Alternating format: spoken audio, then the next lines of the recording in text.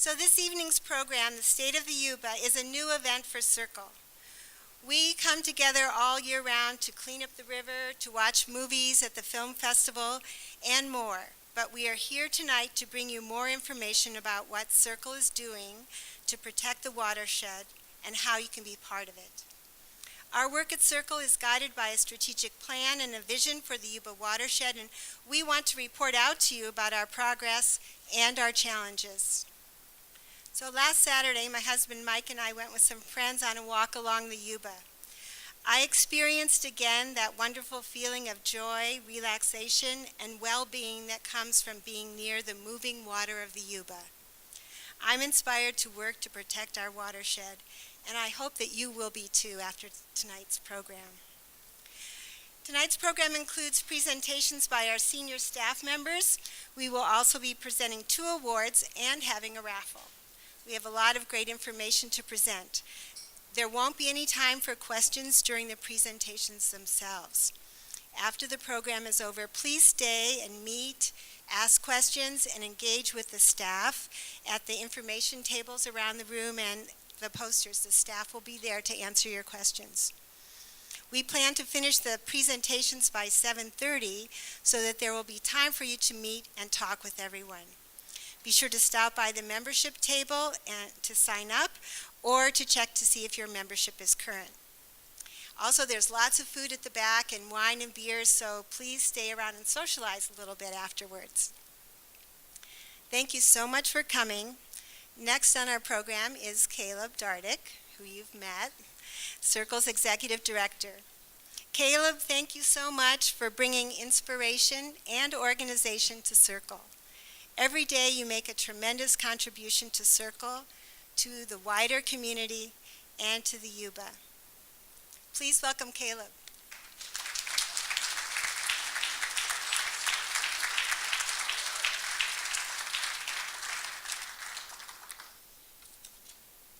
All right, good evening. So there is actually plenty of seats. So if we could get everyone who's standing to take a seat, why don't you raise your hand if you have an empty chair next to you? Let's give people a minute to come in and grab a seat, okay? All right. Thank you guys. Thank you all so much for coming. It is really gratifying to look out into this room after all the planning that we've put into this event and realize that you guys are as interested and passionate about the river and the work that we do as it's us, right? That's what Circle is, and we're all here together. So thank you so much for coming out. I really appreciate it. Give yourself some applause. Happy Earth Day.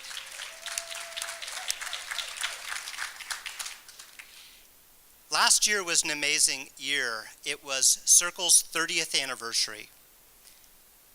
And for me as executive director, I realized this is really the ultimate stewardship job. We have created this amazing organization, and it's the job of the various executive directors to take good care of it, grow it a little, and pass it on to the next person. And I've been very humbled to be in this role for the last 2.5 years. Thank you for allowing me this privilege.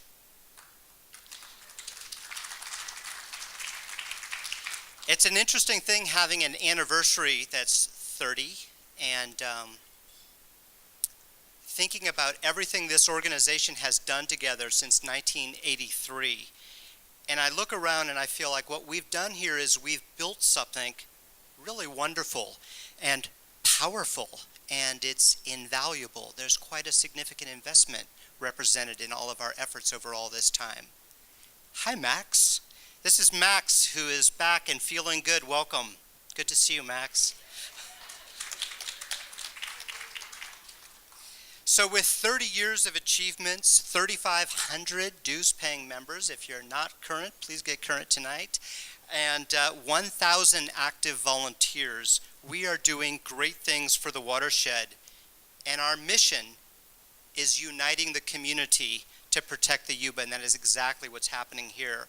So over the next 70, 80 minutes, maybe 90 minutes, hopefully not quite so long, we're going to give you an overview of all the work underway to restore wild salmon, replant the lower Yuba, repair mountain meadows, monitor the river's health, and take action.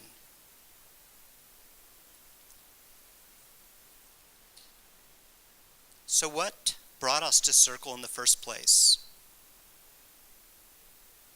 We all recognize the Yuba as a place of beauty. The Yuba's cool swimming pools making a lasting imprint. I probably shouldn't give this up, but as a kid, my favorite hole was Indian Head Hole on the Middle Fork. And as I got older and was looking to meet my friends before texting and everything else that made it easy, we all met up near China Dam on the South Fork. Where's your favorite swimming hole on the Yuba? Maybe give that a thought. I want to thank Pam and Chuck for this great shot. You look great, Pam. So, like Pam, the first thing we do is we fall in love with this place, right? Warm, smooth rocks making a natural lounge on a sleepy summer day. And that's where our understanding of the Yuba starts, and I think it starts the same for everybody. It's just great to be there, hanging out, relaxing on the river. But as we start to learn more about the river environment, our understanding about the watershed increases in sophistication. This picture Hank Meals gave me, and it's indicative of what happens when what you once viewed as natural, you start to realize is part of the cultural landscape. Hank wrote and said, "This photo of the South Yuba is part of our hydraulic mining legacy. It has a sculptural and geologic dimension with an eerie beauty that came at a high cost to the environment." Thanks, Hank, for reminding us of these things. So as we come to better understand the complexity of the Yuba's ecology, the economy, its history, as we observe how the river is impacted by politics, hydropower, agriculture, fisheries, tourism, recreation, climate change, we realize that we need to see beyond our favorite swimming pools and start looking at the entire Yuba watershed and engaging it, all 1,000 square miles of it. And that's what Circle's doing. We're indeed tackling, some days it seems like a lot to tackle, the entire watershed. But first and foremost, from the beginning and always, Circle is an advocacy organization. Somebody mentioned yesterday to me that, well, I should ask people, is there a 15th anniversary of anything coming up? Who said that? 15th anniversary of Wild and Scenic, right? Many of you here helped save this place from dams and won State Wild and Protection for the Yuba in 1999. Let's give a big hand to all the people who put their,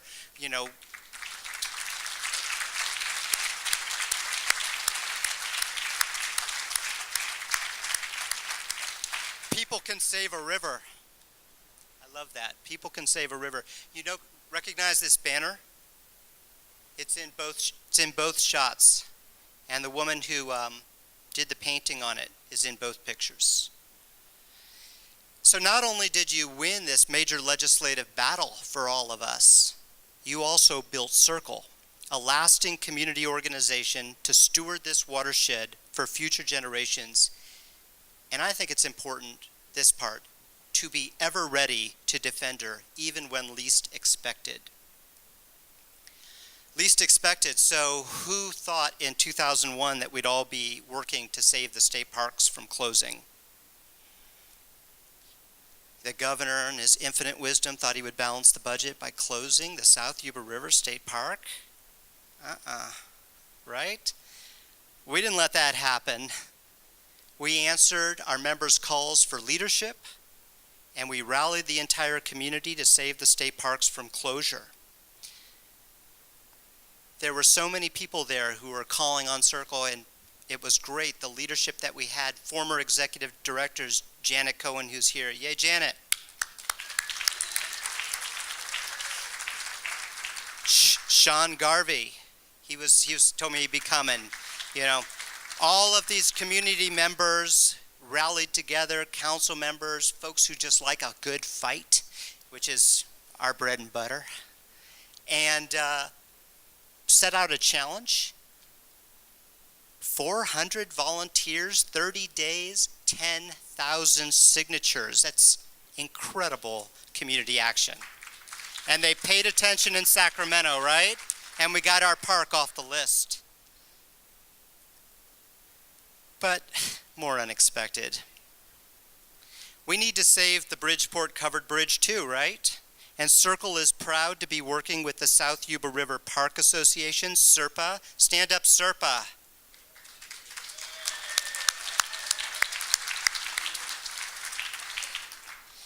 Such a great group of folks, and we are so proud to be partnering and working with and their leadership to save this covered bridge.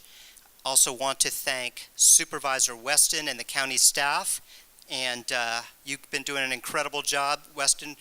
Supervisor Weston was in Sacramento today talking to the head of the Assembly Committee, trying to talk some sense ahead of tomorrow's subcommittee meeting, which many of us are going to attend as well.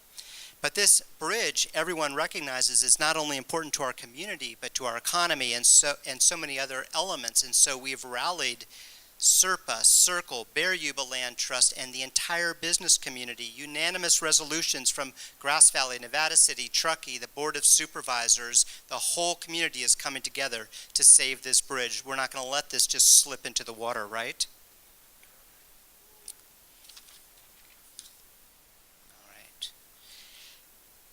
These projects come and go.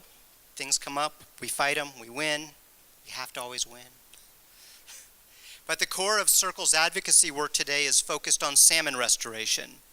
And in partnership with American Rivers and others, Circle has led the effort to restore wild salmon to their ancestral waters, inspiring this community to call back the salmon through ceremony and celebration, litigation, and advocacy.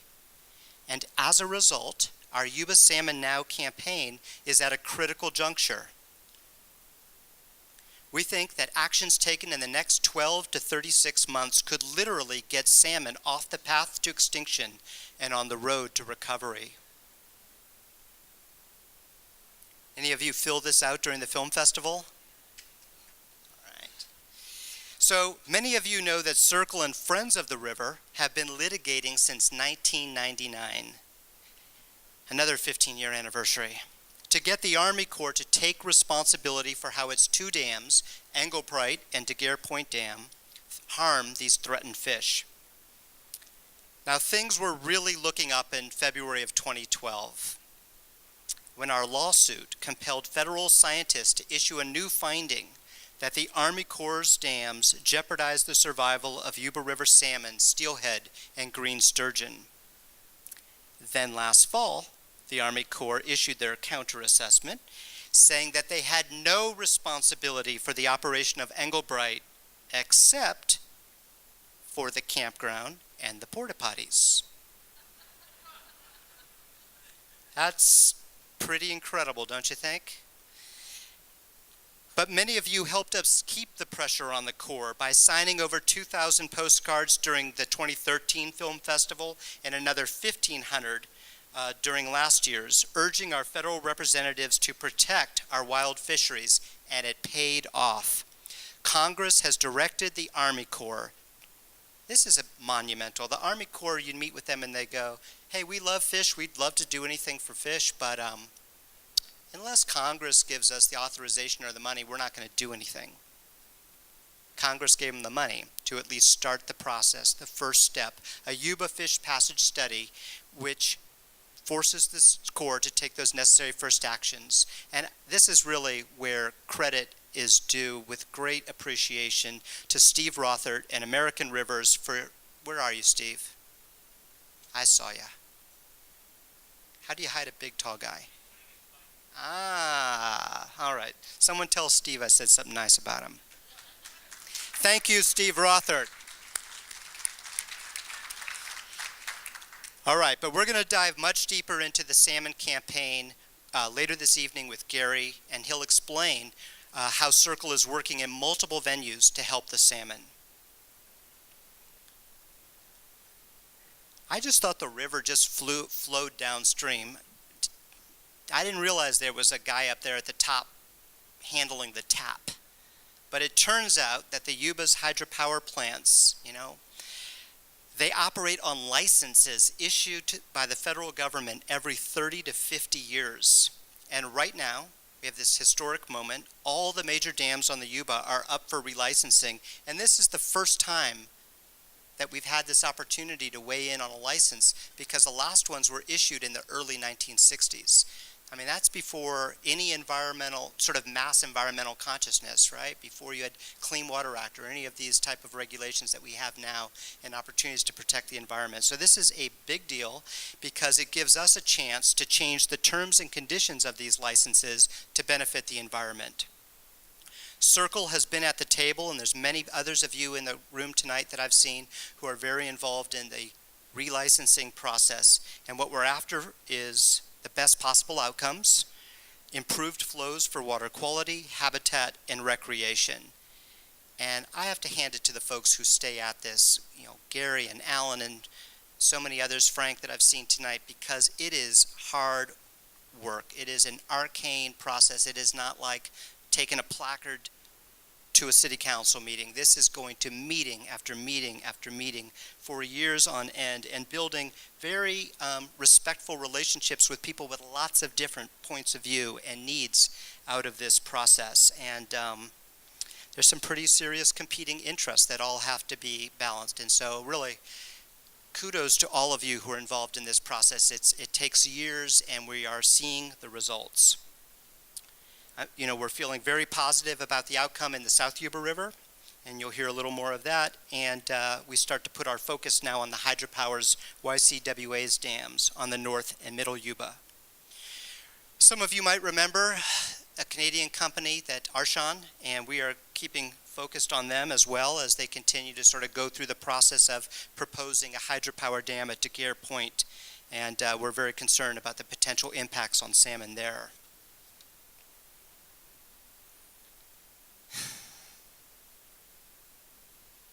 Here's my question. Did we really need another reminder in this watershed that water is more precious than gold? Where's our mine folks, San Juan Ridge Mine? They have a table right over here. Don't mine our water. So for a watershed organization like Circle, hearing that the San Juan Ridge Mine closed since the mid-1990s, thank you, might get reopened and drain 3.7 million gallons of water out of the ground every day for years on end, it really boggles the mind. And it wouldn't even be believable if it hadn't happened before. But as we all know, when the mine failed last time, the excess mine water scoured the local stream beds down to bedrock and discharged untreated water directly into the South Yuba River.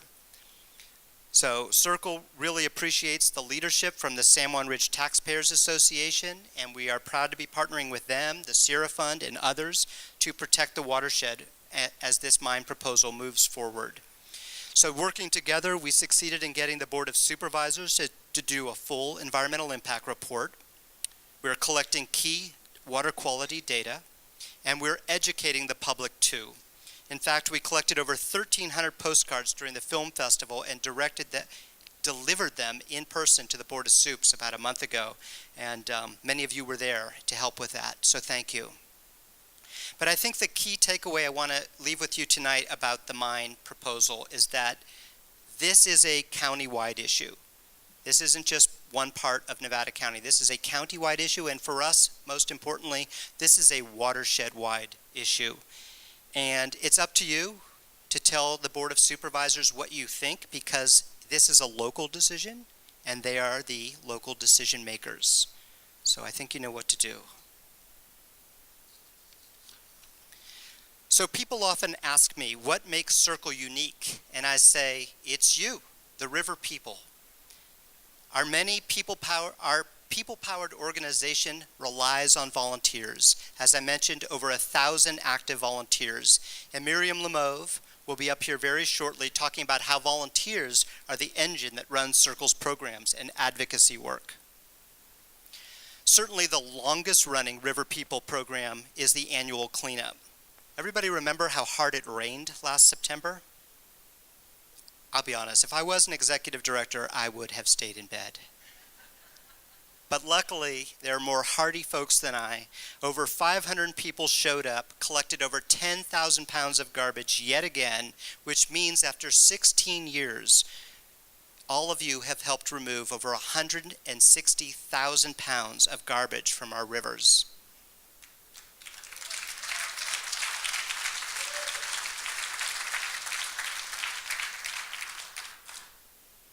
I think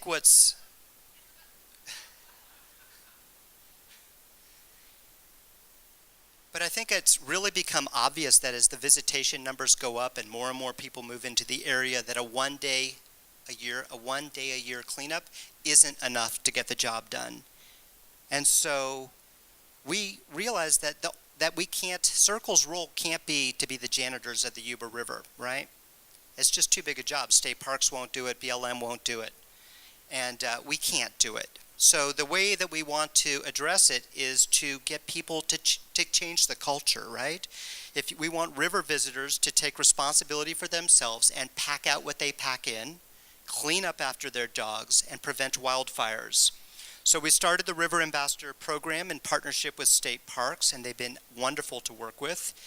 And as you can see from some of these stats, we've had one-on-one conversations with over 7,000 people over the last 2 summers about keeping the river healthy, clean, and safe all year long. So we're going to be out in force again. We're still looking for volunteers. We want to expand greatly. We're going to run from Memorial Day to Labor Day at all 4 crossings and probably a few other places. And again, I want to thank State Parks for their partnership on this and encourage those of you to consider being a river ambassador this summer. Challenge of new programs, of course, is how do you pay for them? These are growing programs. I think when we started at Circle, the cleanup, it was a couple sites and a couple volunteers. It's now almost 40 sites, 600 volunteers. It's the type of thing that takes months to put together. Same as with River Ambassador programs. So we created the Clean-a-thon as a way that you can not only register for your site online, but you can also ask your friends and family to help you sponsor your day cleaning up the river, and the money will all go to these 2 great programs. Circle is a science-based program, and not only does science inform our salmon restoration and dam relicensing work, solid science guides our river monitoring, restoration, and education programs as well. And since Rachel will be telling you all about our river monitoring next, I'll move on to restoration.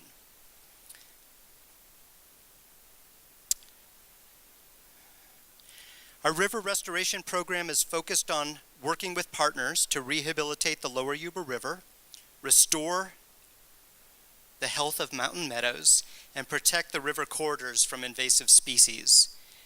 These photos are of our project on Hammond Bar, and it's been a great success. We've had heavy equipment operators have to plant deep into the gravel till you reach the water table to get the cottonwood and willow cuttings deep enough. And then here's a picture of Adele, our restoration coordinator, monitoring the health of the trees that we've planted. And Adele and I had a great conversation the other day. She said to me that this work here is kickstarting the natural process of rebuilding a new riparian forest canopy. And I think that's a beautiful vision, and it includes more tree planting, more habitat improvements for fish and wildlife. Since 2011, we've partnered with Tahoe National Forest to restore mountain meadows at Loney Meadows, Rucker Lake, and Pierce Meadows. Why is this type of work important? Because meadows are the headwater ecosystems that store and purify our river and provide critical habitat for wetland species. We also work to remove invasive species during the Scotch Broom Challenge, the river cleanup, and I want to also appreciate the Truckee Donner Land Trust. And John Svan, he is here. John? There he is, hand in the back.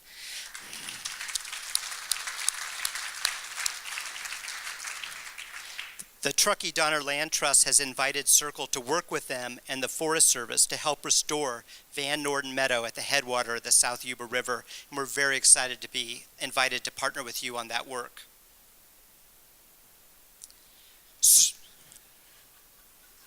Anybody know this guy? So our river education program is designed to engage and educate people of all ages in a variety of activities. We take our wild and scenic films to schools, but we also take hundreds of kids and dozens of community members down on the river in the fall to see the salmon spawn. So please sign up for our salmon tours. Who knows Detective Drizzle? All right. For students, we have relaunched The Great Water Mystery, a school assembly program about water conservation, pretty timely education in a time of drought. This year, we plan to have over 35 school assemblies. We want to reach over 4,000 students, and we couldn't do it without the generous support from NID, PCWA, and the cities of Grass Valley and Nevada City. And I want to make a special shout out to Carlisle Miller for reprising her starring role as Detective Drizzle.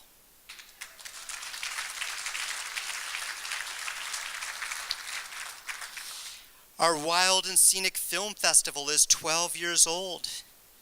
Next year it'll be a man.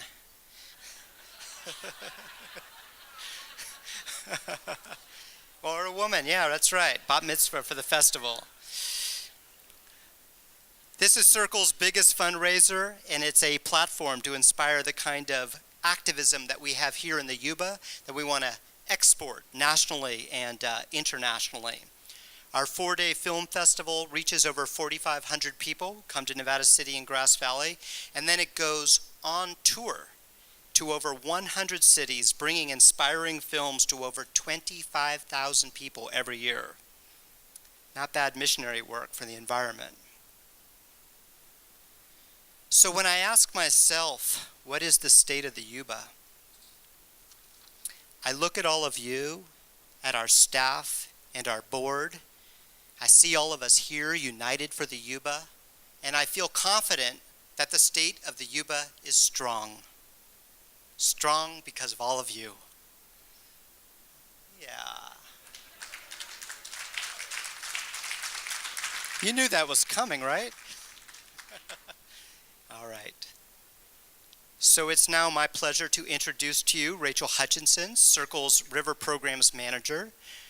Rachel joined us last October. She's coming from the UC Davis Center for Watershed Sciences. We're very pleased to have her here. She's overseeing our monitoring, restoration, and education programs, and she'll now present an update on Circle's award-winning river monitoring program. Welcome, Rachel.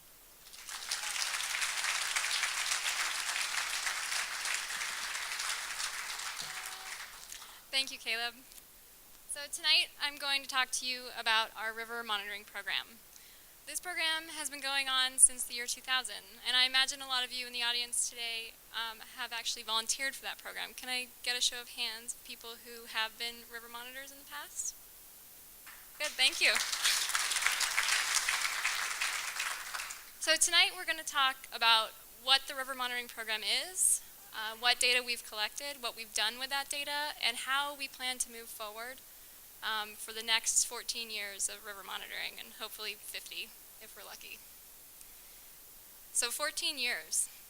We monitor sites across the Yuba, the North Yuba, the Middle Yuba, the South Yuba, and across the Lower Yuba all the way down to Marysville.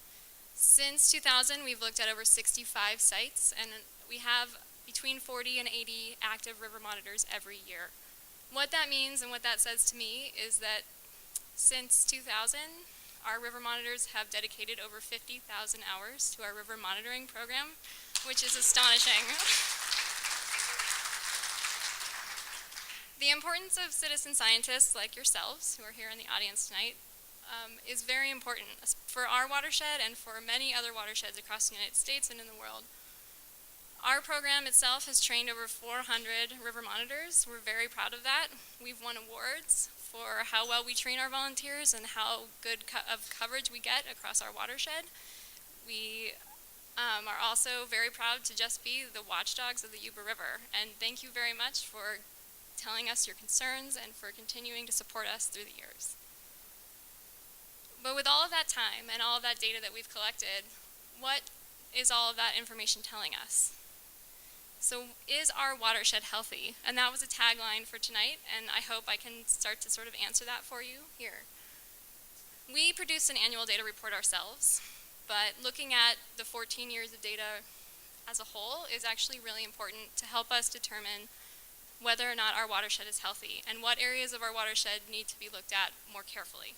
So we actually had a master's student at Chico State look at our data, and I think she's here tonight, though I don't know. Rebecca Bushway, are you here?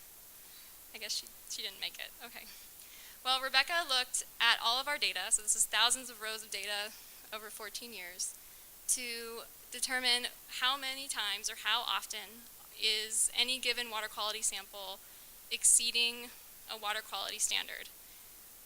So what she did was exactly that. And the way that she reported it back to us was to show us, to basically categorize our sites. So she looked at 46 of our sites, and like I said before, we have 65. So out of the 46, we had baseline sites, and those are sites where water quality is generally very good, and we can be really proud of those sites across our watershed. We have spanning sites, and those are sites where only every once in a while, maybe on an off year, they are not especially healthy for one reason or another. Maybe the temperature is too high, maybe the pH is out of range or it fluctuates too much. And finally, we have our investigation sites, and those are sites where in over 20% of the samples that are collected by you, our citizen monitors, a water quality standard is violated, or is an exceedance, is the term that we use. And so what does that all mean, and how do we use that? How do we use that information to help plan for what we are going to do next? If we look at a map, we can see that, like I said before, a lot of our watershed is very healthy. So all of the green dots on this map are areas that are these baseline sites. They're healthy, they're clean, and we are not very concerned about the water quality, though we want to continue to watch them. The orange sites are sites where we're a little bit worried, but we're not super worried. So that's a good thing. The red sites are areas where there is some cause for concern. And those areas specifically on this map you can see are in the upper South Yuba, up here, if I can get the pointer to work, up here, up near Soda Springs, and that's our headwaters, and down here in the lower South Yuba. These sites down here, this is near where we live and where we play, and I don't want people to be too worried. A lot of these are because of temperature exceedances, so fish species don't like to live in water that's over 20 degrees Celsius, for example, and so that's why a lot of those are turning red on your screen today. So we used all this data. We use it every year, and we use it to, first and foremost, inform future monitoring. So we use it internally. We also share it with the State Water Resources Quality Control Board. We give it to universities so they can study our watershed. We share it with the Forest Service and with the National Marine Fisheries Service, and we also give it to engineering firms so they can plan for their future projects. But what I'm going to focus on for the rest of the talk is to talk about our future monitoring and how we've used the data that you've helped us collect to start to look at specific areas of concern in the Yuba watershed and to develop a plan that can directly address those issues and allow us to act on those issues, to do restoration or remediation that helps us sort of clean up the river in very specific areas that we're worried about. So the goal of this new plan is to address these very specific concerns. And we do that in our headwaters, and we do that down in the lower Yuba near Marysville. And that's very important to us, that we have good coverage across the entire watershed. So that's the first thing that we're really interested in. This new plan, we're calling it the new river monitoring plan. It's split into 7 different areas of investigation. So we've split up our 65 sites so that we have baseline sites, and these are control sites, and then we have all these different areas of concern. And those areas of concern we've sort of determined based on what we know about our watershed already, that there are abandoned mine lands, for example, that are causing problems, what the data tells us, and also what you, the community, has told us over the years. So I'm going to go through each one of these individually and share with you what our plan is and why we are concerned about these issues. So our long-term monitoring stations. These areas are our pristine sites. So like I talked about, our baseline sites that came out of Rebecca Bushway's thesis, we're really, really pleased about these sites, but we want to continue to monitor them so that we have a control for our watershed. So we know in 2025, for example, whether or not these sites are still clean or if new problems have arisen because of new land uses or other changes to the watershed, we want to be able to say that we've been looking at them for that long, and so we do know that those sites have changed. The next one, well actually, so to start into our areas of concern, the mineland streams are our first area of concern, and most of you already know that abandoned minelands in the Yuba watershed are a problem, because after the miners left the giant hydraulic mines behind, metals and sediment, mercury still washes down our creeks and into the Yuba River every year when it rains. So what Circle has started doing is working with the Sierra Fund on Humbug Creek. We work on Spring and Shady Creeks, and we're working in Scotchman Creek now to address those questions. How much mercury is in the streams and how much sediment is there? And what can we do to keep that mercury and sediment from running off out of these abandoned minelands and into our rivers? The next area is dam-affected reaches. So as Caleb mentioned to you before, the dams are all up for relicensing on the Yuba River, which is a really exciting time for us because we can help the dam operators promote ecological flows, and what that means is flows that are good for fish and good for plants and good for us, hopefully, too. But what we can do is monitor how much water is coming out of each of these dams, because all this data, now that we're sort of in this information age, it's all available online. So we can go online and we can see, for example, how much water is coming out of Englebright on such and such date. And what we plan to do is to monitor that, to keep our dam operators accountable for the flows that we hope to see in the future. The next is development impacts in the upper South Yuba. So on the map I showed you before, we saw that there were some pretty possibly major water quality issues in the upper South Yuba, and these are our headwaters, so we're really concerned about them. We're concerned about them for aquatic life and just for general water quality. There's roads. I-80 runs along 8 miles of the upper South Yuba. The railroad runs up there. There's a lot of other dispersed development, all of which contribute different pollutants and chemicals to the river that are of concern for aquatic life. So that gets us to those same issues, nutrient inputs and chemical loads. So what we're talking about doing now is starting to really target specific areas where we know there's a lot of dispersed agriculture, or maybe where we suspect there might be some leaky septic systems. All of those things contribute a lot of chemicals and nutrients into our watershed, which have a very negative impact on aquatic life, and also make the river a less nice place to swim if you're swimming through algae, for example. The next one is a really important one for Circle. We want to know, is the river safe to swim? So is there bacteria that's being contributed in the water basically by us and by our pets that's causing basically the water to, we don't want to get into it because we're worried about E. coli. So we work with the state of California. We send our samples to them every month, and they let us know if there's too much E. coli in the water. Luckily in the Yuba, this isn't a huge problem, but we are committed to continuing to monitor this through time so that we all know that our water is safe to swim in.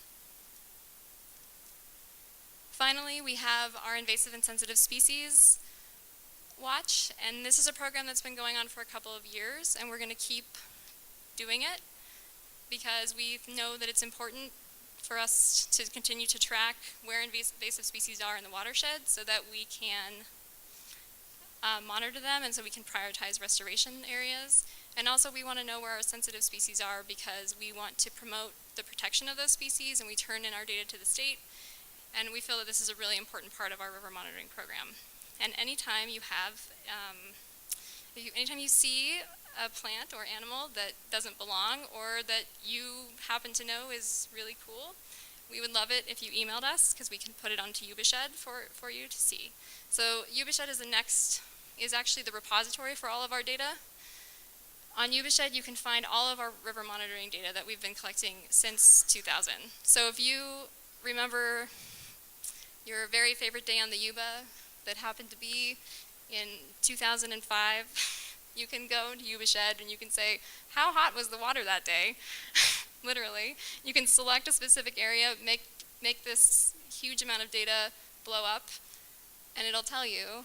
This is 2010, but on 2010 at site 43, which is in the upper South Yuba, you can see that the water what the water temperature was. So it's like 17 degrees in July if you happen to be out there that day. So it's a really cool tool, and we hope that you guys use it when you have questions. If you want to know what the dissolved oxygen was, if you want to know how much E. coli was in the river on a certain day, this is where you can find that information. And we have a station over here where you can check that out. So check it out afterwards. Finally, we just ask that you get involved. Our program relies on citizen scientists, and many of you are here today. We want you to help us collect data. We want you to volunteer in the office. And also, we would love it if you would be willing to contribute to our Adopt a Site program. I think that's all for tonight. Besides that, I really want to thank our river monitors who are here today and all the river monitors who have been around since the start of this program and continue to support us in the future. Thank you.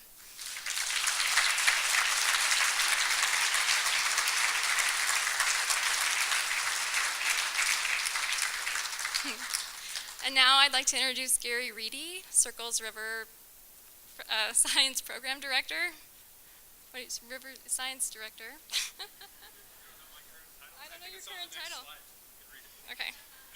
His title is recently, he's the Senior River Scientist. Sorry, Gary's title has recently changed.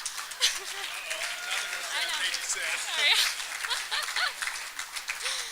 And he's going to talk to you tonight about our Yuba Salmon Now campaign and hopefully getting Yuba salmon back up into the upper reaches of our watershed. Thank you. Thanks, Rachel.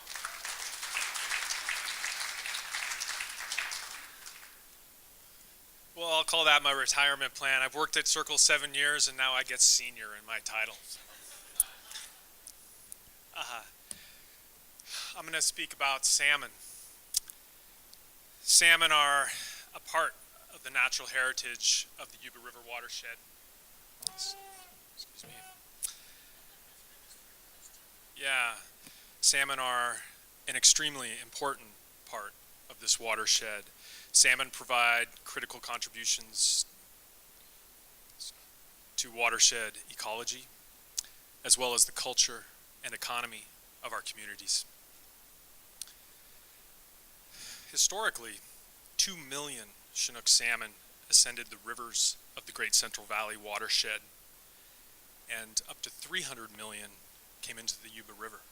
Or excuse me, 300,000 of those 2 million in the Yuba River alone, right? One of 27 major rivers draining into the Great Central Valley watershed. The Yuba River was a major salmon river.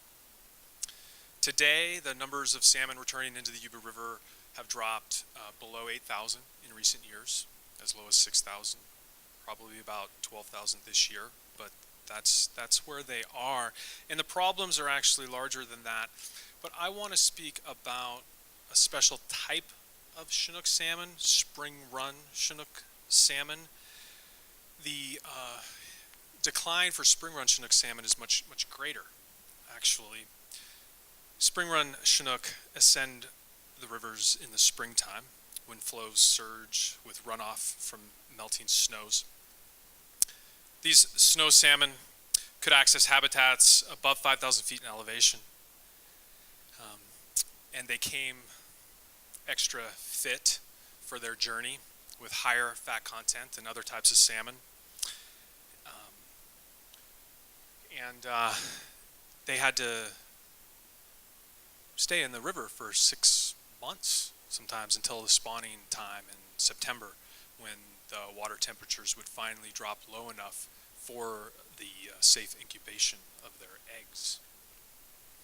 Over those 6 months, they turn dark.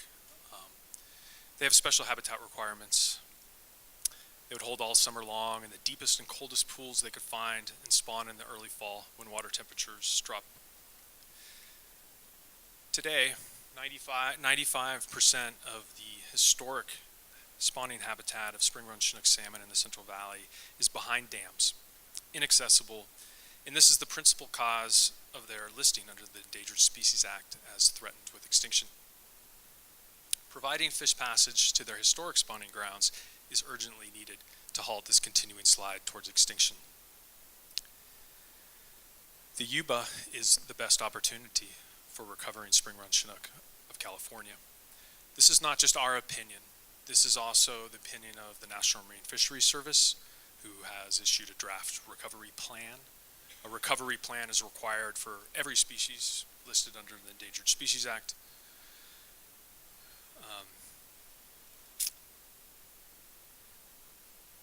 So the goal is to restore our watershed and to restore all the important parts of it. And to do that, we need to recover spring run Chinook salmon. And recovery is a term that is used by the National Marine Fisheries Service and every agency enforcing the Endangered Species Act. And it actually means to reestablish the abundance, the productivity, and the diversity that removes the risk of extinction. So that is our goal too. So the South Yuba River Citizens League has joined forces with American Rivers and other organizations on the Yuba Salmon Now campaign to bring wild salmon back from the brink of extinction. Our vision is that one day we will have restored, robust populations of salmon freely accessing the ancestral habitats in the upper Yuba River watershed. And our work is focused on a variety of means to recover spring run Chinook salmon from the risk of extinction through actions in the Yuba River watershed and to thereby restore the river and our watershed. This photograph shows salmon with its cousin here, a steelhead. This is a steelhead trout.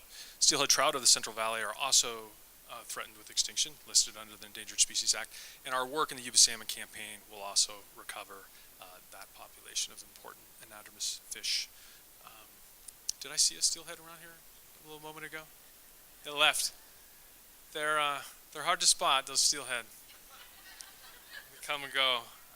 I've never been the best at seeing them all the places. We have some fishermen in the room who, oh yeah, there it is.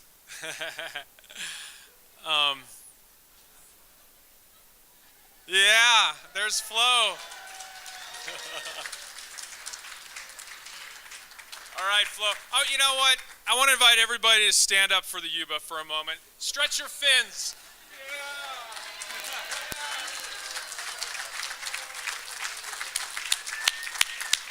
Flo's jumping. Flo's jumping. Excited for all the work that Caleb has overviewed, Rachel has shared with us, and I thought you might be too. So, yeah. And that's a good segue because I'm going to talk about the work that we've done on this Yuba Salmon campaign thus far. We have 4 strategies in this campaign and many actions within each strategy. I'm going to give some examples of our legal work, our political work, our work in the regulatory realm, and our collaborative work. First, by way of chronology, because Circle's work in the courts for the sake of salmon dates back to 1999 to compel the National Marine Fisheries Service to issue the first biological opinion on the impacts of the Army Corps of Engineers dams in the Yuba River on spring run Chinook salmon. And as Caleb mentioned, we're looking forward to seeing next month the 6th in a series of biological opinions that have varied in their actual citing of the measures that are required to recover this species from risk of extinction. But we know what it takes, and sometimes it takes litigation. So you can rest assured that if that biological opinion doesn't have in it what will actually recover spring run Chinook salmon, we will use litigation, especially if our collaborative efforts fail. Secondly, we're working to secure congressional support. Caleb spoke about the postcards, 2,000 of which. The postcard in this photograph is from the 2013 Film Festival, and that's a photograph of Steve Rothert. You back in the room, Steve? You missed your, oh, yeah, no, he's out again. He was away, a little bit like the steelhead. But thanks to hand delivering those postcards to Congressman John Garamendi, who is really on board now with helping us get what it's going to take. You know, one thing is to get the Corps to acknowledge that something needs to happen with these dams. The other thing is to actually make it happen. So the congressional support is key, and this reconnaissance study that the Corps is now going to do wouldn't have happened without Congress. And there are literally 20 additional steps that the Corps has to be compelled to take. So we'll continue to build this support with your help and help from our allies. Thirdly, we're working in the regulatory realms, most complex of which is the dam relicensing. There are many dams in the Yuba River watershed. There's a larger version of that map over here, and I'd be happy to give a little more detail on the complex plumbing in the Yuba River watershed. It's one of the most intensely plumbed and diverted watersheds anywhere in California. 2/3 of the water that would flow down the middle Yuba and South Yuba is diverted to the south, ultimately Placer County. And those are from hydropower projects owned by Nevada Irrigation District and PG&E, as well as the diversions and the flow alterations associated with the Yuba County Water Agency's project lower in the watershed. All of those projects are operating on licenses that are 50 years old, and we're going to see new licenses implemented within the next several years. We have agreements for major improvements in flow, and there's still more to accomplish through this work to provide more water for better salmon habitat. Fourth and last, the collaborative work of actually restoring habitat.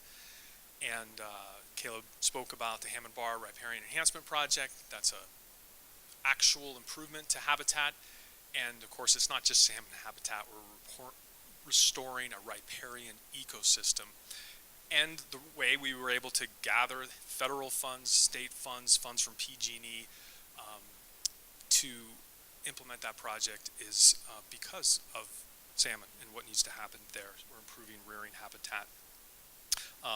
Adele's quote about kickstarting the ecological functionality of the lower Yuba River and our healthy riparian forest can be seen in these photographs where sediment is being accumulated on what was a coarse river bar, the legacy of the hydraulic mining in the lower, hydraulic mining debris going into the lower Yuba River. The riparian trees that we planted, even in the first year, accumulated fine sediment that will actually allow the conditions for natural riparian recruitment to follow, and the capture of woody material and better insect habitat and on and on. So really pleased with this project, and we have plans to do much more of it. Circle has been working with some of the best restorationists in the state to conduct analyses to plan whole programs of riparian enhancement, large wood placements, floodplain enhancements, side channel constructions to get more habitat like this complex remnant of habitat in the lower Yuba River you see in the upper photograph.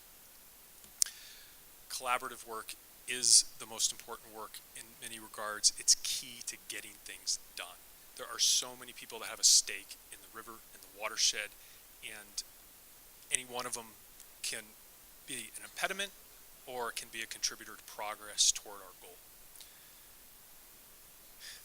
So the most exciting thing that's happened in the collaborative realm, and this has been happening over the last 2 to 3 years, is the Yuba Salmon Forum, which includes all those stakeholders I listed on the previous slide, and is chartered to evaluate, plan, and seek to achieve actions to restore salmon and steelhead in the Yuba River Basin.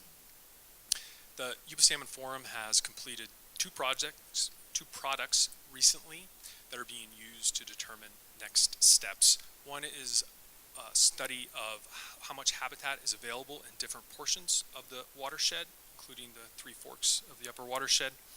And the other is a look at the various infrastructural elements and the costs of conducting a reintroduction program and other enhancements.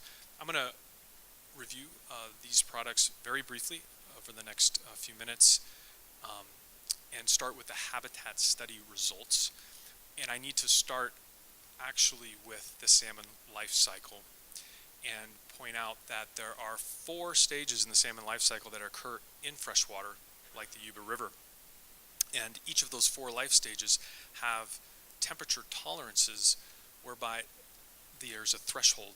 And if the temperature rises above, for example, 65 degrees Fahrenheit for those Chinook salmon holding in the pools during summer. They will not survive, or their eggs will not be in condition to be viable when they go to spawn. And the eggs themselves have a temperature threshold of 58 degrees Fahrenheit. So in September, water temperatures above 60, 58, 60, there's going to be no successful spawning, or no results of that year's spawning. So temperature is the limiting factor and really sets up how much habitat we can have throughout the watershed. This is one of the results of those analyses of habitat availability, and notice that the lower Yuba River here is all blue or purple, and that is what we call thermally suitable, and that's why salmon are doing well down there, doing well by way of temperature anyway. And the other habitats that would support salmon are in the North Yuba up here. There's a lesser amount in the Middle Yuba and an even lesser amount in the South Yuba.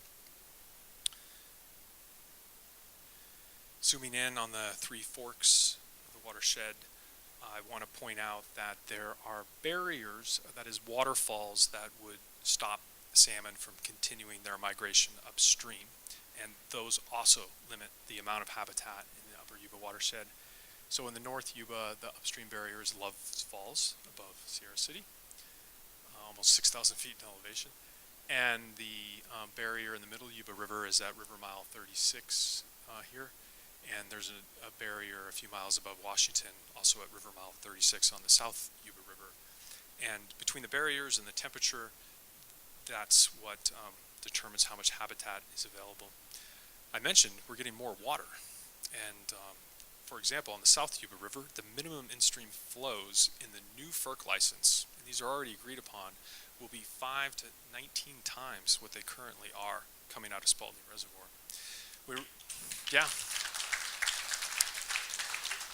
The South Yuba River will be getting healthier. It won't necessarily be providing a tremendous amount of salmon habitat, unfortunately. There are some natural constraints to allowing the cold water for the extent that would support a salmon population. But here, the river miles that are available in 2009, which was a drier than normal year.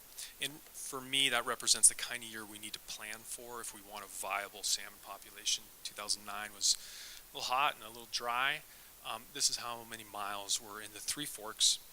And also you can see here the results of the additional flows that have been agreed upon, where the Middle Yuba salmon habitat would increase from 6 to 9 miles, and the South Yuba habitat would also increase. This third column is the hopeful category with regards to how the licenses for PG and NID might yet still get some additional improvements for the sake of salmon, and that would come primarily through actions by the State Water Resources Control Board, who has to certify all the new FERC licenses. So we'll be updating you about that. I wanted to talk next about the three major actions that Circle is working on or looking at. And before moving into that, I wanted to address what I call the challenges of volitional fish passage. There's been a lot of talk about dam removal and restoring a free-flowing river for the sake of salmon. And I need to introduce this term volitional, because what that means is fish can move to their habitats at their own choice, at their own time, that there's a connectivity of habitat that fish can move about without being captured or handled. And of course, removing the dams would be a way to allow that.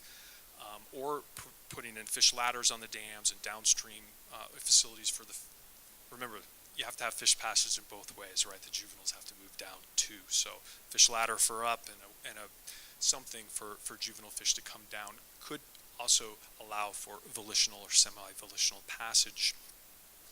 However, Englebright Dam is much taller than any successful fish ladder. Salmon just won't use a ladder that's too tall. And the dam has, before the dam can be removed or even modified significantly, there are big issues that need to be addressed and that we're working to figure out.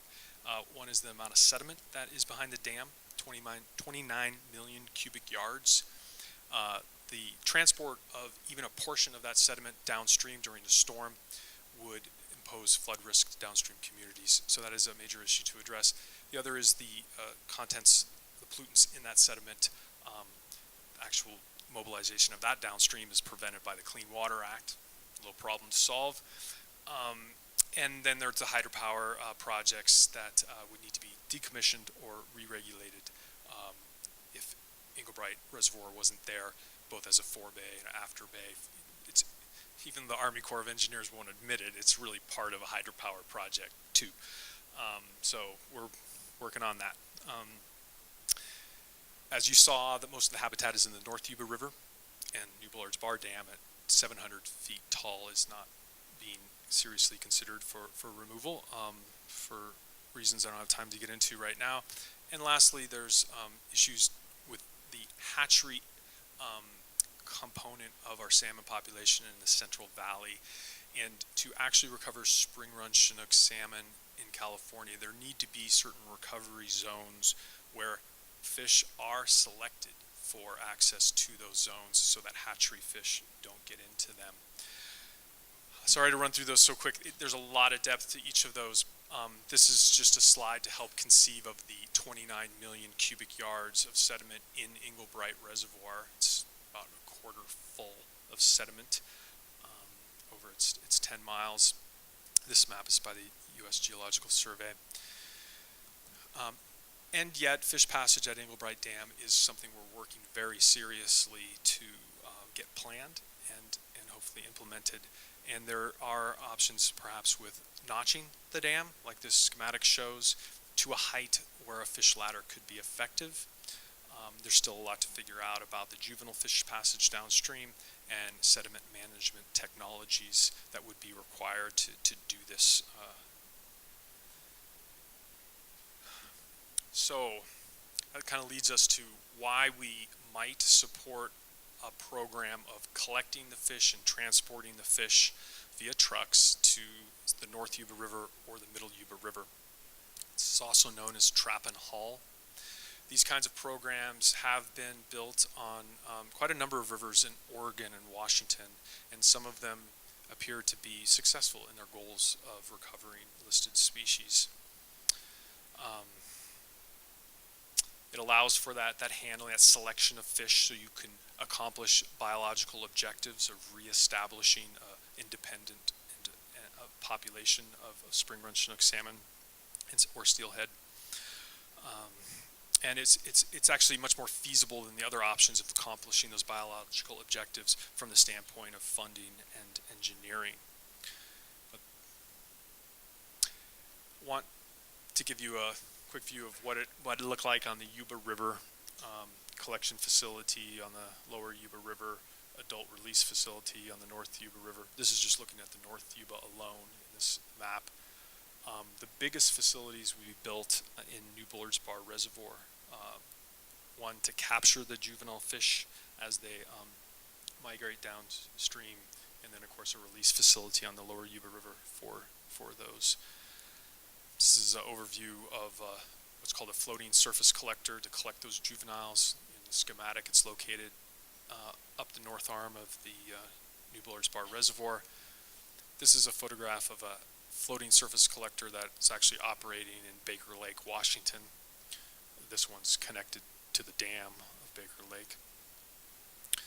In the New Bullard's Bar Reservoir, the floating surface collector would have to be serviced by a skiff. It's about an 8-mile trip to the place. A large pier would be built for offloading containers of fish so they could be transported to the lower Yuba River in trucks, to be put in raceways for acclimatization so that they could then semi-volitionally pass through pipes to the lower Yuba River. Yeah, that's what it would look like on the Yuba. And the Middle Yuba River is more complicated because primarily because the juvenile fish collection facility would be located in the river canyon, and inevitably suffer some impacts from periodic flooding. So collect and transport is the second major action that we're considering, is being studied.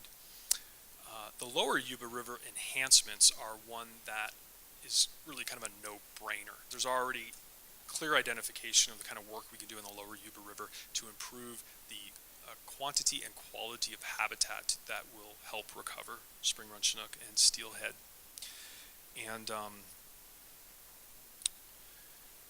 to summarize our position with the Yuba Salmon Forum, and we are totally committed to this along with American Rivers, California Sport Fishing Protection Alliance, Trout Unlimited, and several other conservation groups, committed to the process moving forward, this collaborative process.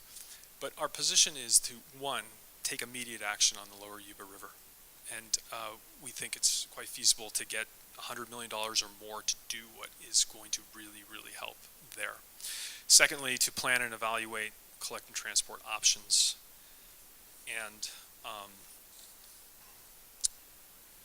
due to the extreme urgency of saving spring run chinook salmon from extinction, we might support a program of collect and transport if it could be proven effective, appropriately funded, and done with respect for our watershed communities. And we remain committed to the long-term goal of volitional fish passage, and despite the challenges, we will continue to advocate for solutions that allow free fish passage for wild salmon to the ancestral habitats in the upper Yuba watershed. To summarize our overall campaign, there's a lot of new information. We're committed to having the best science based, to have our actions and our positions based in the best science. We're engaged in many strategies, and we will continue to do so. But the most important thing to understand is this is an amazingly large opportunity here. To have the Yuba River be the focus for one of the largest salmon restoration programs anywhere in the world. And even more importantly, to actually reduce or alleviate the risk of extinction to spring run chinook salmon of the Central Valley, the Great Central Valley, California, to do that right here on the Yuba River. You all know what Circle can accomplish, and it's because of you, and we think we can accomplish this. So thank you for your attention. Thank you for your support. So maybe we could turn up some of the side lights. John, could you get that so we're not totally in the dark? All right, that was a lot of information. Thank you, Gary. That was terrific. That's 2.5. That's just amazing.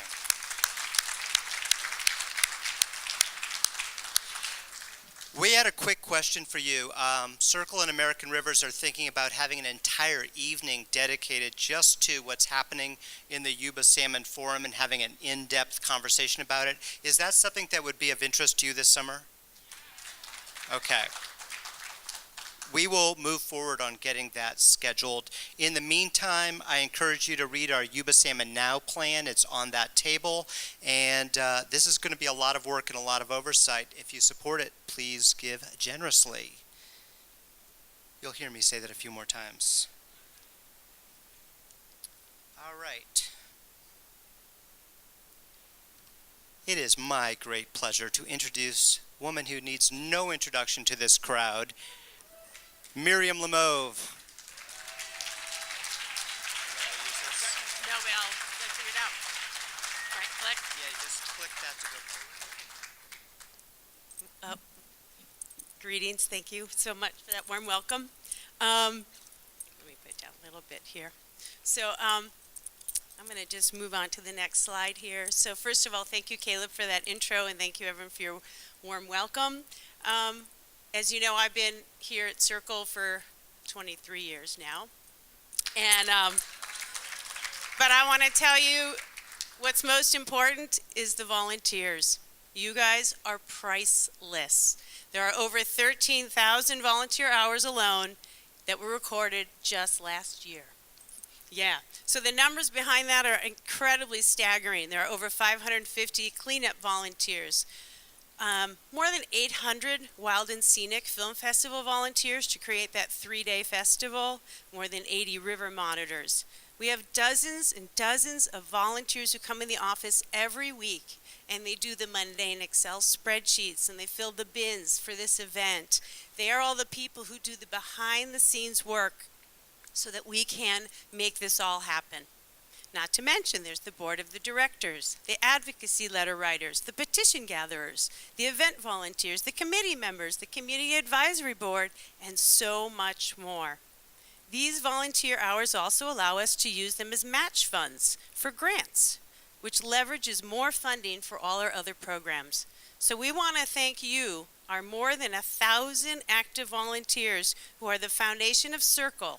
None of this is possible again without the you. Yeah. Is Nina here tonight? Yes, she is. I love it. The 3 volunteers that I chose tonight to highlight are all here, again, volunteering. So what do some of our stellar volunteers say about their volunteer experience? You can read it, but I'll read it anyways here. So Nina says, is it Nina? Oh, yeah, Nina. Nina says she's a Circle volunteer and she's a river scientist at Sierra Streams Institute, who we work with quite a bit. I volunteer to pull Scotch broom because I want to take hands-on action in preserving the integrity of our watershed. The Yuba is beautiful, and I plan to enjoy it for many years to come. And this year's Scotch Broom Challenge, they actually ran out of Scotch broom. The volunteers worked so hard. And again, another volunteer here tonight. She worked at check-in, and she worked at our membership table. Lucetta Swift, she also works in our office. She works at the events, and she probably put in the most hours as a river ambassador last summer, being on the trails and the beaches where it's hot as can be. So Lucetta says, I love being a river ambassador because it is a hands-on, real-time opportunity to meet, educate, and hopefully inspire river visitors to be good environmental stewards. And of course, it's a perfect way to enjoy a few summer hours at the Yuba. I love Lucetta. Anyway, so we move on to our another volunteer again. Who is here? Hillary Emberton. She's in back there. She's been taking your money all night. Thank you, Hillary. And she was our 2012 Volunteer of the Year. She is the one, and I have to highlight her, she's the one that puts together every supply bin for every Circle event. She oversees our entire storage unit, and we pretty much are a production company. And she does it all, and she won't let the staff actually touch the supplies. She's in charge, and she's a volunteer. So we really adore Hillary, and she says every time I go to the river, I am very grateful for everything that Circle has done. And volunteering is a great way to say thank you. Why else do people? Yeah, she deserves it. Why else do people volunteer for Circle? Because they love the Yuba. To make new friends, learn new skills like in the river monitoring program, utilize their skills, help keep the Yuba River clean and healthy. They, of course, receive eternal gratitude from the Circle staff, the Circle board, and sometimes they even get cookies from me. So I think you're going to enjoy some of these. This next photo, Rose Hawaii, I'm looking at you. So you not only can volunteer, on your own, you can volunteer as a family. So the story behind this is I came to a meeting, and maybe some of you did too. Over 23 years ago, I went to the St. Joseph's Hall, and Mary Hoy was the executive director at the time, and she stood up there and asked people to volunteer. Was anyone else at that meeting? Does anyone even know about it? Okay, Joe Bell was there, Roger was there, and that's how I got sucked into Circle. So I got sucked in, and so did my husband, Joe, and he got onto the board, and I started working on the auction. And so this is my daughter, 6 days old, and we are soliciting for the auction, making phone calls. And since then, it was the auction and the film festival and quiz night, and 17 years later, I joined Circle staff. So you, too, can get involved with your children and your grandchildren and bring them along on your river monitoring days, because we have many families that bring their children to the river on their river monitoring days, and they teach their children about getting involved in the community to make it a better place. So this last one, I know you've been sitting way too long, So what I want to have you do now is please stand up if you have volunteered in the past year for Circle. Stand up. It's got to be a lot of you. Good. Stay standing now, because now we're going. Have you volunteered? Keep standing. In the last 5 years. How about, keep standing. How about 10, 20, and how about 31? Keep standing, everyone, all 31 years. You all deserve a huge round of applause.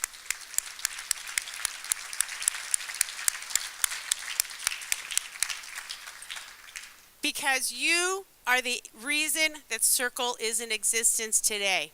You monitored, you came to meetings, you collected 10,000 petition signatures, you removed Scotch broom, you wrote letters, you were on the board of directors, you spoke to thousands of visitors at the rivers and trails, you fundraised, you helped at events. You are the people in River people, and you are why Circle is even here today at all, thriving and getting it done for the Yuba.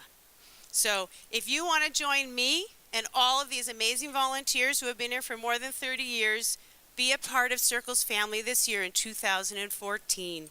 We have a bunch of opportunities coming up. I'm going to list them really quickly here. We need about 40 river ambassadors this year, and it's the best volunteer job. You get to be at Purdon, Edwards, 49 or Bridgeport, talking to the people on the trails and beaches, telling them why you love the Yuba and why we should keep it clean. How hard is that? That's fun.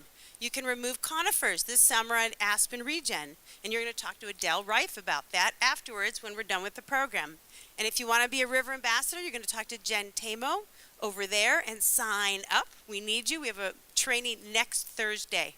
And if you want to be a river monitor, you can do that too, and you're going to talk to Marianne right over there. We also have our annual auction that I started with back in 24 years ago, and that's going to be June 7th, wine and beer tasting, and we need volunteers for that also. It's very fun. Talk to me. If you want to be a site leader for the river cleanup, talk to me.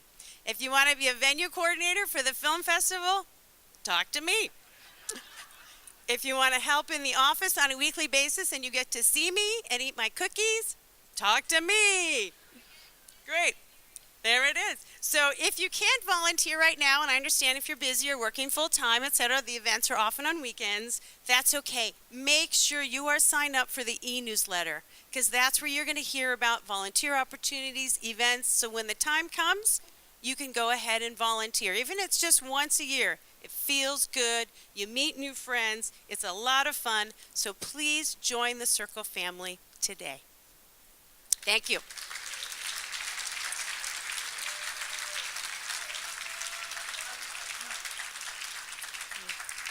So I'd like to please welcome now Melinda Booth, Director of Development and Wild and Scenic Events, and you'll hear about more opportunities to get involved. Oh, there she is.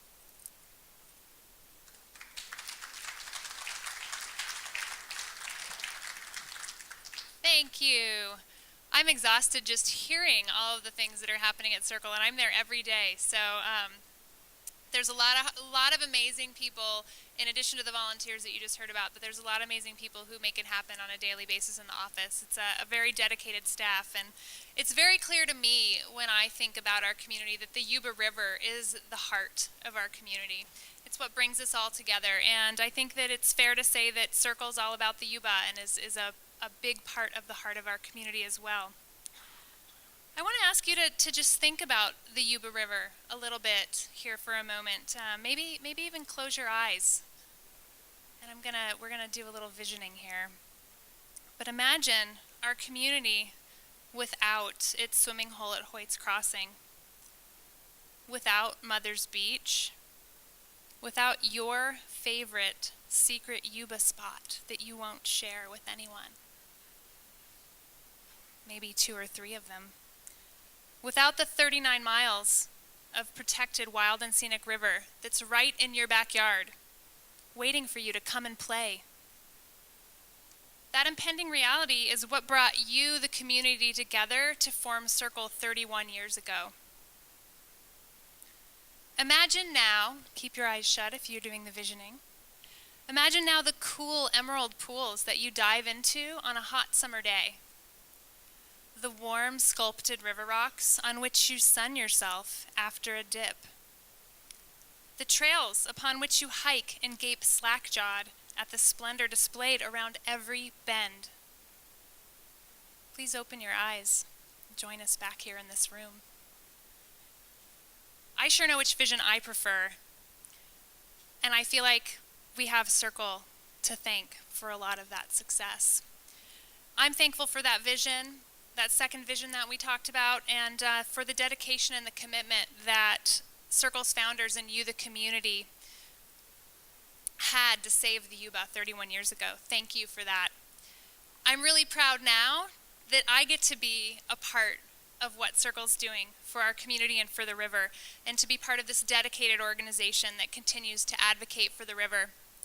To be at the ready, to fight threats as they arise, whether it's dams, mines, or access closures.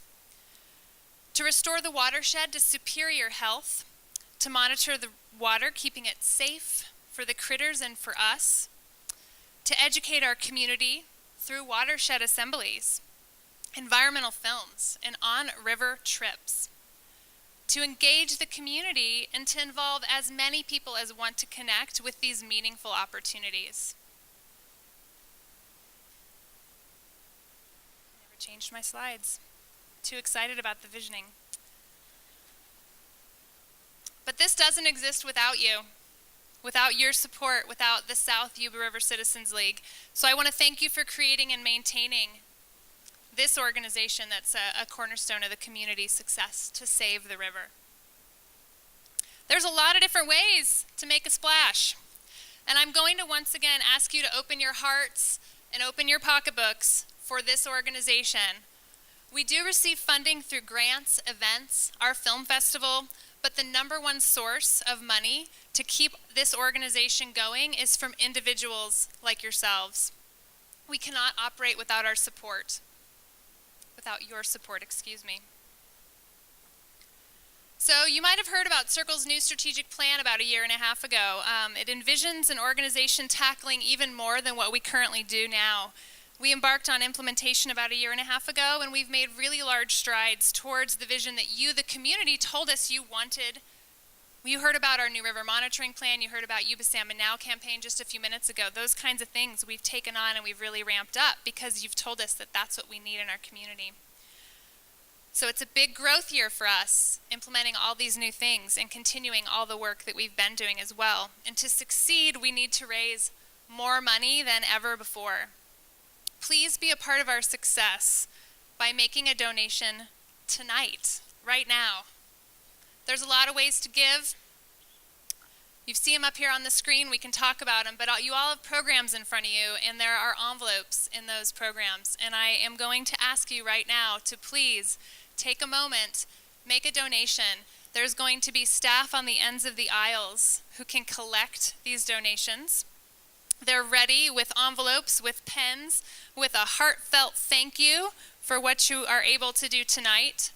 There's a young woman in the audience who has been a volunteer with Circle, who has worked at the film festival before, and she came up to me tonight and said, "Melinda, I did it. I joined tonight. I made a donation and I became a member." So let's give her a big round of applause. She'd prefer to remain anonymous. But please, membership is one way that you can help support our organization. You heard about our new Adopt a Site program. There's a lot of different ways to give. Think about us as a legacy gift. But please, $5, $10, if you have it in your pocket, please go ahead and make a donation tonight. We are doing a special promotion where you will be entered to win some tickets to our Wild for the Yuba event happening on the 7th. We're gonna sit here for just a minute more. Please, go ahead. I'm serious. Pull out those envelopes. Adele, let me have a program there. These are your programs. Inside, there's an envelope. Please, please, please, write your name on it. Put a check, a Visa, a MasterCard. We take it all, cash. This is what's gonna make the difference for our community. Please do take a moment. And while you're all digging through your purses and looking for what you need to help support our organization, I'm going to just remind you of some upcoming events. We have an amazing excursion guided by Hank Meals. Hank's in the house tonight. I saw him earlier. Thanks, Hank, back here. We call May 24th our opening day at the river. River Ambassador starts and kicks off then. Raise your hand if you need anything from one of our staff members, a pen and envelope right here in the front. Jenna, maybe you could help this lady in the blue scarf. Wild for the Yuba, beer, wine, live, silent auction. This is another great way to give. If there's a reason, if you can't give tonight, but you say, I want to give in the future, that's great. We appreciate it. Donating an auction item to Wild for the Yuba is a wonderful way to give and to support Circle as well. Your donation tonight is your raffle ticket for the drawing. Don't forget to put your name on that envelope. I feel like maybe I should be the auctioneer at this next event. We have some really great restoration opportunities. 4 days this summer to get out and about and cut down some conifers in a meadow that needs your help so that the aspens can grow big and strong. Our river cleanups coming up. Get that one on the calendars. Another hike with Hank happening in October. Get that one on your calendars. And join us on the river for some rafting with the salmon. And don't forget the film festival. I really appreciate everybody who took a moment and really did make a contribution. Thank you so much. It's really meaningful. If you weren't able to make a contribution right now, but you want to make one tonight, not to worry. Right over here, we have your membership table. You can check in with Sari or anybody who's over there and make your donation before you leave. And if tonight's not good, but next week works, or the month after that, I would love to make myself available to you anytime to talk to you about how you can get involved and support Circle. Volunteering is a really wonderful way to give, but we rely on additional cash donations to keep the doors open here at Circle. One more giant thank you for helping make this organization what it is. Thank you.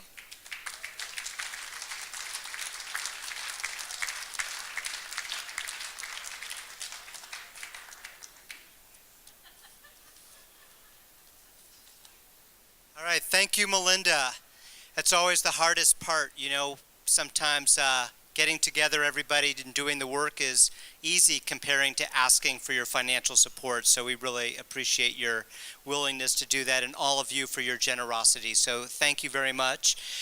All right, for those of you following along at home in your program, we are now at our awards ceremony.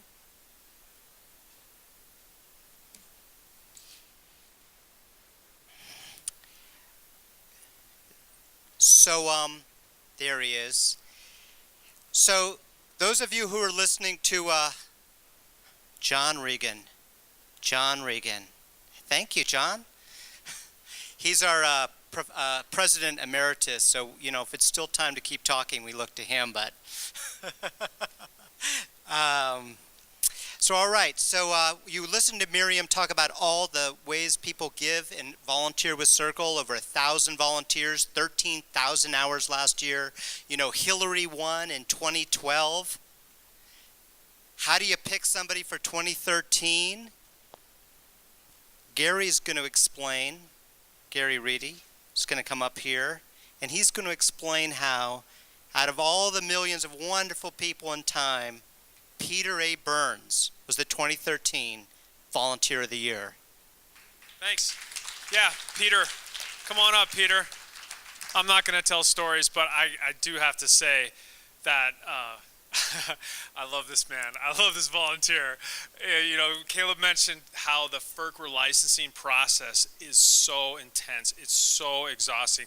And back when Circle was I was feeling particularly understaffed for all these meetings in Sacramento, all these contacts to have relationships with these, well, some in the room know, Tahoe National Forest staff know. It's really hard for a nonprofit organization to stay engaged. And so when Peter came to Circle with an interest, some skill, and some stamina to help engage in this process, and some real intellect. Peter has, over the last 2 years, really continued to be an increasing asset to our whole Foothill Water Network coalition of environmental organizations to continue our engagement, deepen our engagement in the FERC relicensing process. And I just mentioned some of the results that are coming out of that, and we want to really acknowledge Peter for contributing to the restoration of the river through his volunteerism, principally through the FERC relicensing. And Peter has a wonderful wife, Deanne, who also volunteers at Circle. So I could go on and on about all the great things about Peter. Please help me congratulate him on his being Volunteer of the Year.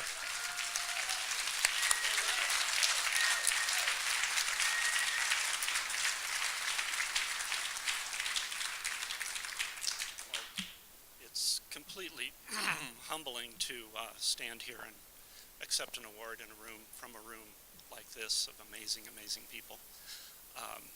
Try to keep this from sounding like too much of a maudlin Oscar Award speech, but I just want to start with my mom and dad.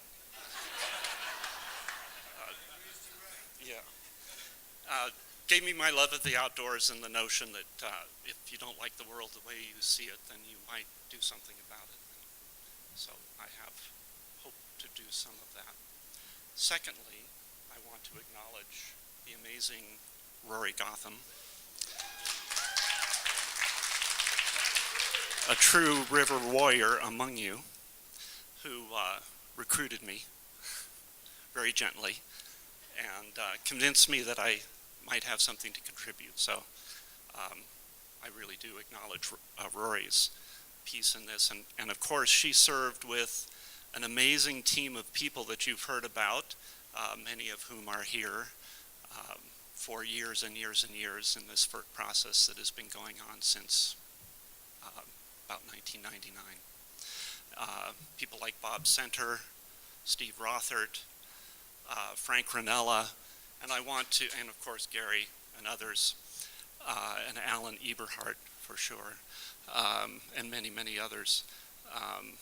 But it's been an honor to just hang out with these guys and learn so much. They're all brilliant and amazing.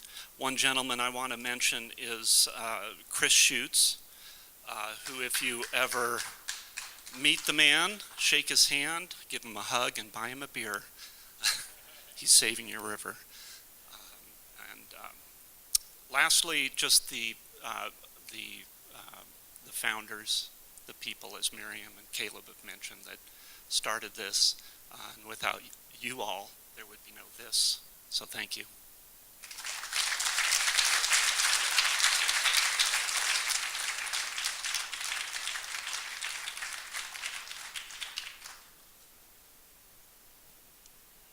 And that guy's tall. All right, to introduce our Yuba Partner of the Year, I'd like to bring up the Director of Headwaters Conservation for American Rivers, Circle Board member, and new dad, Luke Hunt.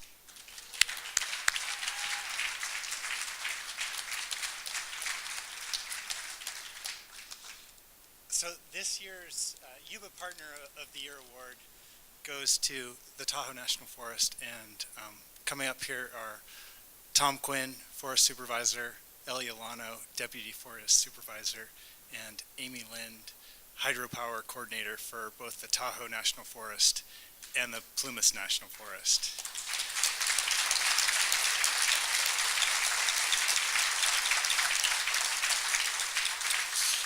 And you've heard some of Circle's amazing conservation programs, the relicensing you've heard about. The Forest Service was a conservation leader in relicensing, demanding the best data to inform the monitoring plans and the licensing going forward. And we're just so thankful for their participation and their leadership in the relicensings going on in the Upper Yuba. Also, you've heard about the Headwater Meadow Restoration that is in partnership with the Tahoe National Forest. In Loney Meadow, in Rucker Meadow, other meadows out at Grouse Ridge, and also upcoming in Van Norden Meadow. It's very much our partners at the forest that have enabled Circle's good work to take such a strong to take such a strong hold. But on a personal level, it's the skills of these people, it's the passion of these people for managing the forest lands on the watershed. They just bring such integrity and knowledge and skill to all our collaborative work between Circle and the Tahoe National Forest. So, Tom, would you like to say a few words? Thank you so much.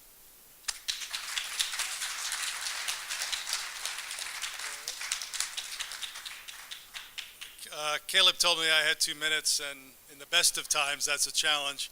But on an empty stomach with some wine, it's not going to happen. Really am proud to represent the Tahoe National Forest, and this isn't about me or Ellie or Amy. It's about all the employees in the Tahoe who have been great partners with Circle, with American Rivers. What Luke didn't mention about how close partners we are, we actually share a sister-in-law. We share a beautiful little niece. So, some of the Jacobson folks are over here as well, and Luke's wife Heather as well. So, thank you for all you do. You know, I've been here a little more than 6 years, and you guys have been partners since I got here. But I must say, I've talked to some folks that have been around a while, and it hasn't always been that way. There's been some times in the past where the Forest Service and Circle, even American Rivers in some places, have occasionally been at odds. So I'm very proud of how we've turned that around. I'm very proud to have you as partners and friends. We are passionate about ecological restoration. Do we agree on everything? No. But very few great partners do. Just ask my wife. And that's fine. I don't care if we agree on everything. We agree on the big stuff. And the biggest stuff is restoration, and watershed restoration, and river restoration for the economic, social, environmental, ecological, and yes, spiritual values that are inherent in restoring those landscapes. And we couldn't ask for better partners in making that happen. So again, thank you on behalf of everyone. One more point. It was mentioned that the FERC relicensing, the hydropower relicensing, is really one of the reasons I think we got this award, maybe the major one, although we're doing some great work with you partners in meadow restoration as well and other watershed work. And Amy Lind is really largely responsible for that. Ellie Alano has also taken a major point representing me at many of those very tense negotiations. And if you have to have some indication of how passionate we are about this river restoration, you hear the title hydropower relicensing or FERC relicensing. It sounds like maybe we would assign an engineer to be our coordinator for that. Amy is an amphibian biologist and a passionate one.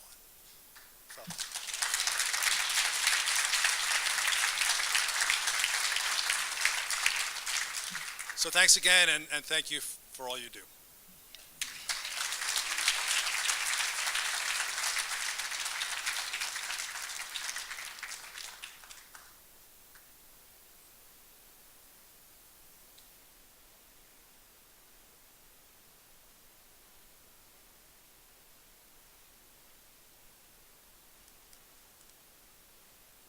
We're tall people.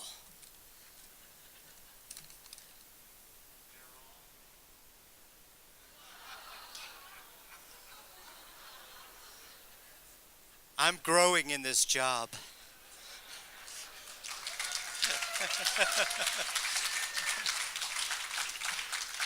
All right, where's Melinda to come back up? Who's our lucky winner?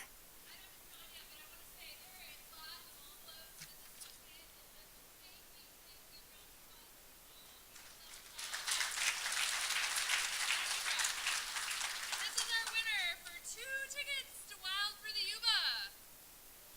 I have a certificate right here. You get it tonight. Alana McDermott.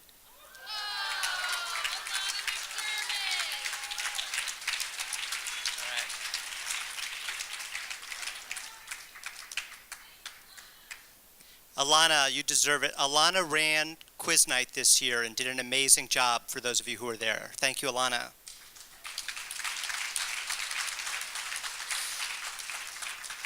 So you guys have been very patient. We went a little bit long, but there's a few remarks in closing, and then we invite you to stay, to meet our staff, to check out all the tables and posters, to drink some beer and wine, Circle Fashion. And we just want to thank you. I want to thank you so much for coming out tonight and being part of this, what we hope to be an annual event. Do you like this idea of an annual report to the community? The state of the Yuba? So I once heard Izzy Martin say that the role of a sustainable, do I have a new slide?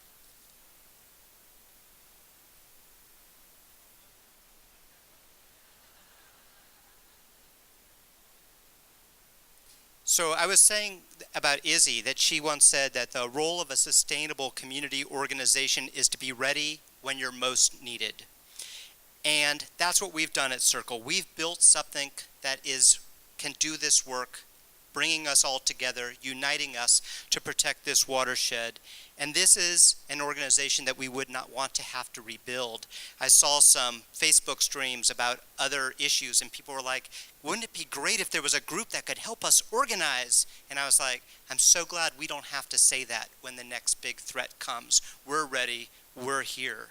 So let's keep building and expanding and strengthening this circle, because we don't know what pressures are going to come next, but we know we have a drought, we know there's climate change, we know there's always certain interests that are always pushing for more storage, the euphemism for more dams, and so we have plenty to continue to be vigilant about. So as Miriam said, we invite you to volunteer. Those of you who have been volunteers already, thank you. Come to our activities, come to our programs, our celebrations, and share in this shared passion for the Yuba. And let me just conclude by thanking you, thanking the board, thanking the staff, thanking the volunteers. And if I could just invite our board and staff to come forward so that you can meet them all. Come on, staff, come on board, come on down.